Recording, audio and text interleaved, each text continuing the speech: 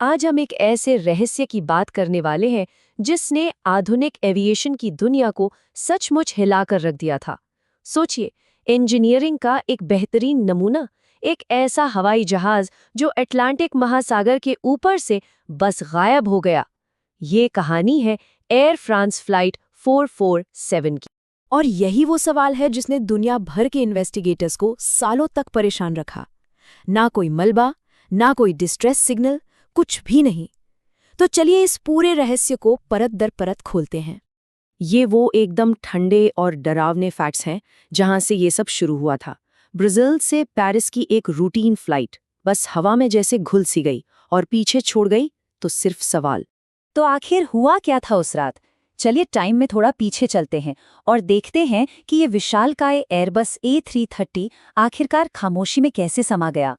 आप सोचिए, एक विशालकाय प्लेन अटलांटिक के ऊपर उड़ रहा है और फिर बस खामोशी। ये एक डेड जोन में था, मतलब रेडार कवरेज के बीच एक खाली जगह। तो जब ये गायब हुआ तो किसी को फौरन पता भी नहीं चला। एयर ट्रैफिक कंट्रोलर्स बस इंतजार कर रहे थे कि प्लेन दूसरी तरफ से बाहर निकलेगा, लेकिन वो कभी नहीं आया। और जैसे ये साफ हुआ कि प्लेन गायब हो चुका है, तब शुरू हुआ इतिहास का सबसे बड़ा और सबसे मुश्किल सर्च ऑपरेशन। पूरे 2 साल लग गए प्लेन के मुख्य मलबे को और उसके सबसे बड़े राज यानी उसके ब्लैक बॉक्स को ढूंढने में। ये टाइमलाइन दिखाती है कि ये खोज कितनी फ्रस्ट्रेटिंग थी। शुरू के कुछ दिनों में थोड़ा बहुत मलबा मिला, लेकिन फिर महीनों और फिर साल गुजर गए और कोई सुराग नहीं मिला। ब्लैक बॉक्स के सिग्नल भी शांत हो गए और कई लोगों को तो लगने लगा था कि दुनिया शायद कभी जान ही नहीं पाएगी कि फ्लाइट 447 के साथ असल में हुआ क्या था। लेकिन फिर लगभग 2 साल बाद एक ऐसा ब्रेक थ्रू हुआ जिसने सब कुछ बदल दिया। ये सच में कमाल था। जहां बड़ी बड़ी सरकारों के सालों के प्रयास फेल हो गए, वहीं इन छोटी छोटी रोबोटिक सबमरीन्स ने कुछ ही दिनों में वो कर दिखाया। उन्होंने समुद्र की सतह का एक डिटेल्ड मैप बनाया और आखिरकार उस लापता विमान के टुकड़ों को खोज निकाला।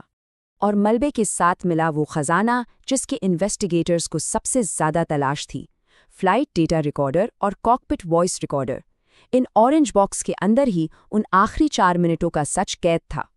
तो अब कहानी के उस हिस्से पर आते हैं जहां सब कुछ गलत होना शुरू हुआ।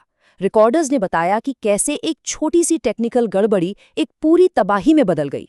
ये एक के बाद एक हुई गलतियों की एक भयानक चेन थी। हुआ ये कि एक छोटा सा स्पीड सेंसर जम गया, जिससे ऑटो पायलट बंद हो गया। और यहीं पर घबराहट में एक पायलट ने वो कर दिया जो शायद इंस्टिंक्चुअल लगता है, ऊपर खींचना। लेकिन 38,000 फीट पर यह सबसे गलत चीज थी। प्लेन ने अपनी स्पीड की जानकारी खो दी और पायलटों ने प्लेन का कंट्रोल। अब ये समझना बहुत जरूरी है, स्टॉल का मतलब ये नहीं कि इंजन बंद हो गए थे। नहीं, इंजन बिल्कुल ठीक काम कर रहे थे।